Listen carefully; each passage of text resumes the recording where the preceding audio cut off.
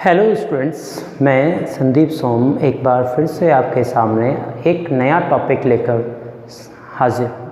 जैसे कि आप सभी जानते हैं कि हमने जो अपने पिछले वीडियोस में आपको बताया था कि जो जो डायमेंशनल एनालिसिस है, डायमेंशनल इक्वेशंस है, उनके हमने 3 मेथड्स हमने आपको बताए थे।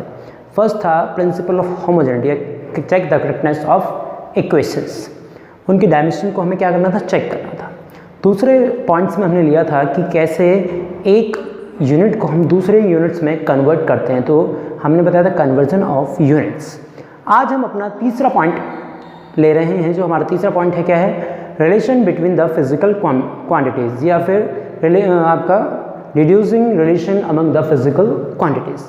अब उसमें हम जो आपको ये टॉपिक समझाएंगे, ये एक एग्जाम्पल के थ्रू आपको समझाएंगे कैसे जो फिज़िकल क्वांटिटीज़ होती हैं उनके बीच में कैसे रिलेशन इस्टेब्लिश किया जाता है और उनसे कैसे फार्मूला ड्राइव किया जाता है। तो आप उसको जानने से पहले सबसे पहले एक क्वेश्चन हमने इस पर लिखा हुआ है। इस क्वेश्चन को आप पढ़ेंगे और इस क्वेश्चन के बेस पर हम क्या करेंगे, क्वेश्चन फार्मूला ड्राइव करेंगे और उनको लिखते चले जाएंगे। जैसे आप देखते हैं यहाँ पर, कंसिडर ए सिंपल पेंडुलम, एक सिंपल पेंडुलम हम कंसिडर कर रहे हैं। हैविंग ए बॉब, एक बॉब ले रहे हैं। बॉब एक मेटल का बना होता है, कॉपर का बना होता है, जिसमें एक ठोस सॉलिड होता है, ठीक है, अटैच टू अ स्ट्रिंग, और एक स्ट्रिंग से हमने अटैच कर दिया है इसको। एक थ्रेड की हेल्प से भी हम इसको अटैच कर सकते हैं। That oscillates under the action of force of gravity. तो जब वो एक्सलेट करता है under the force of gravity में, तो यहाँ पर suppose that the periods of oscillation, जो टाइम पीरियड है आपका रोटेशन का, ऑक्सीलेट करने का, is the simple pendulum depends on its length. जो डिपेंड्स करता है वो किस पर, इसके लेंथ पर डिपेंड्स करता है, इसकी जो बॉब लटका है उसके मास पर डिपेंड करता है, और साथ में एक्सीलरेशन ड्यू टू ग्रेविटी पर डिपेंड करता है। तो यहाँ पे क्या करना है, drive the expression for its time period using method of dimension. Dimension method का यूज करते हुए हमें क्या करना है, फॉर्मूला ड्राइव करना है। अब जैसे ये क्या है, आपका कोई एक स्ट्रिंग है, यहाँ से आप देखेंगे ये कोई आपका फिक्स बेस है, और इस पे हमने क्या है, एक स्ट्रिंग ले रखा है, और इस स्ट्रिंग के नीचे हमने क्या लटका है, बॉब लटका दी। क्या आपका बॉब। अब जब ये बॉब होगा तो इसका जो मास होगा वो कहाँ पे है, नीचे की ओर, ग्रेविटी, अंडर द ग्रेविटी में वर्क करता है। अब ये हो गई आपकी, इसकी लेंथ हो गई, तो लेंथ पे डिपेंड कर रहा है, इसके मास पे डिपेंड कर रहा है, और किस पे डिपेंड कर रहा है, ये साथ में ग्रेविटी पर, यहाँ पर।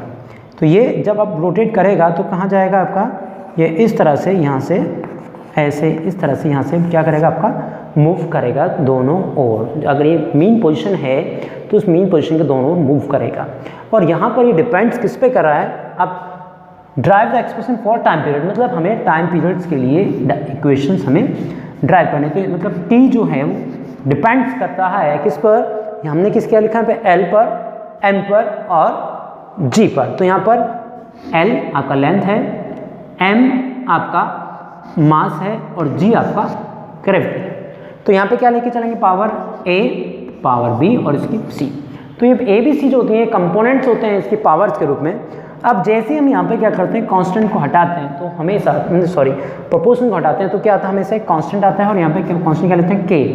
तो एल की पावर ए, एम की पावर बी और जी की पावर सी, इसको डालते हैं इक्वेशन नंबर फर्स्ट।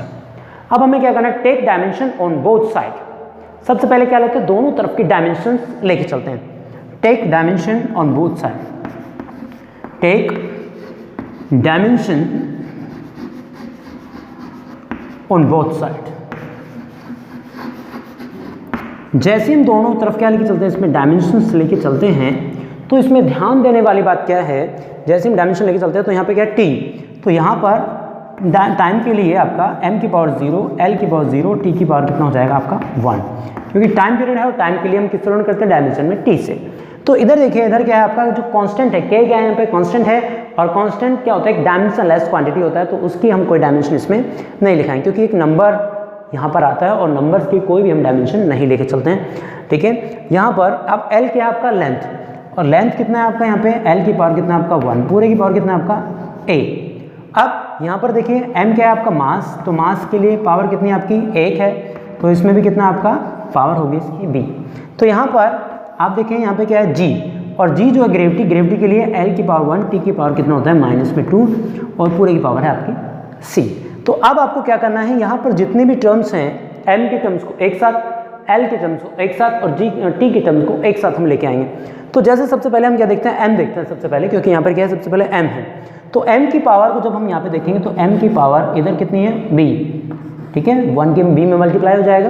अब यहाँ पे देखना है हमें, एम की पावर तो हमारी हो गई बी, अब हमें एल की पावर देखनी है। एल की पावर जब आप यहाँ पे देखेंगे तो एल की पावर क्या हो जाता है, यहाँ पे ए, और यहाँ पे देखते हो तो एल की पावर कितना हो जाता है आपका सी। मल्टीप्लाई में पावर्स क्या होती हैं आपकी, जुड़ जाती हैं। तो एल की पावर कितना आ गया, ए प्लस सी। अब तीसरा क्या बचा यहाँ पे, टी, और टी की पावर कितना है आपका माइनस में 2c।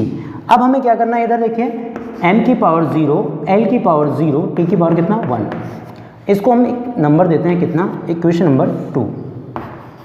अब हमें क्या करना है, compare the dimension on both side, दोनों साइडों में हमें क्या करना है, कंपेयर करना है इसकी डायमेंशंस का। Compare the dimension on both side.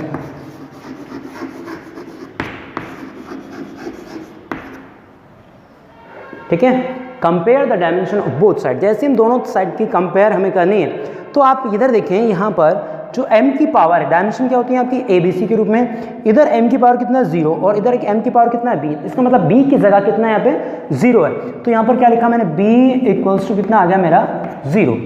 अब यहाँ पे देखिए l की पावर कितना है, इधर 0, और इधर l की पावर कितना है a प्लस सी।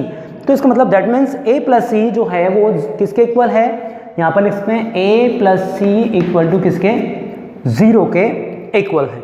अब यहाँ पर आप देखें, यहाँ पर t की पावर कितना है 1, और यहाँ पर देखें आप t की पावर कितना है माइनस में 2c। जैसे आप यहाँ पे देखते हैं तो यहाँ पर माइनस में 2c इक्वल टू कितना है आपका 1।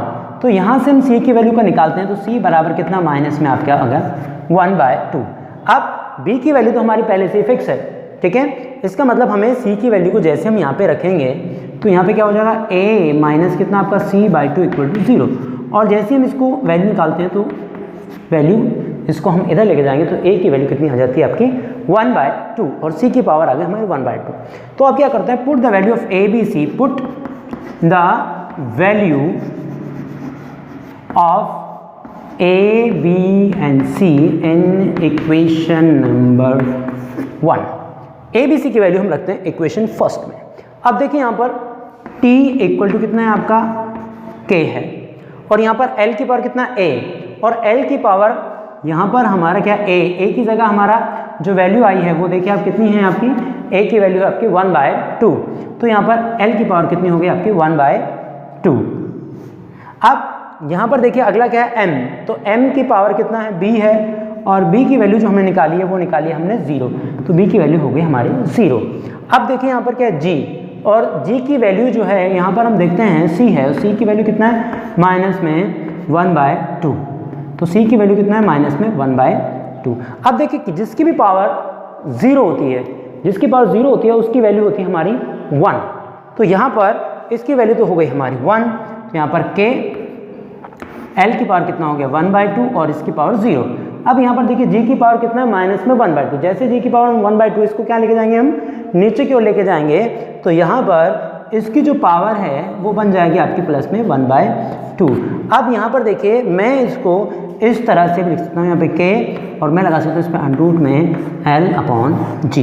तो ये हमारा जो है फॉर्मूला हम निकाल लेते हैं बड़े आसानी से पेंडुलम के लिए। t बराबर यहाँ पर अब क्या है, बाय प्रैक्टिकली हम जब इसको प्रैक्टिकल करते हैं तो इसकी वैल्यू हमारी निकल के आती है k की, और k की वैल्यू जो हमारी निकल के आती है वो निकल के आती है आपकी 2π। तो यहाँ पे t बराबर 2π अंडरूट में l/g। तो यहाँ पर आप देख सकते हैं कि हमने एक रिलेशन फिजिकल क्वांटिटी के बीच में निकाल दिया है, और वो किस किस में आ गया है, t में, l में और g में। तो यहाँ से बड़े ही आसानी से हम चीज़ों को मैनिपुलेट कर सकते हैं और उसको बड़े ही आसानी से निकाल सकते हैं।